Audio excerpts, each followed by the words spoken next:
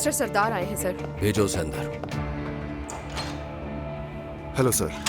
कैसे हो सरदार? Welcome back.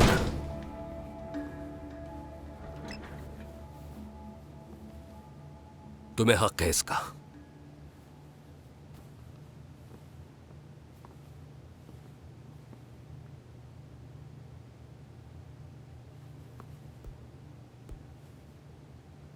खुशकिस्मती से हम इसमें कामयाब हुए। हमारी रियासत ने अहद किया था कि हर एक कातिल को कैफरे किरदार तक पहुंचाया जाएगा सरदार।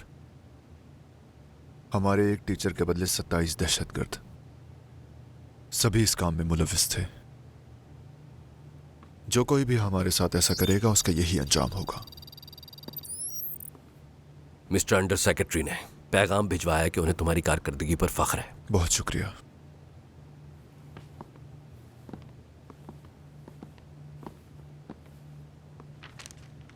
ये सब सेफ हाउस से बरामद हुआ है। जाहिर है वो फिर से कोई मंसूबा बना रहे हैं। बनाने दें उनको मंसूबा। क्या हमारे लोग इस बारे में पता लगा सके हैं कि वो मंसूबा क्या है? अभी वाजे नहीं है, लेकिन वो कोशिश कर रहे हैं। जल्द ही पता चल जाएगा। लेकिन फिलहाल तुम जाओ और जाकर आराम करो।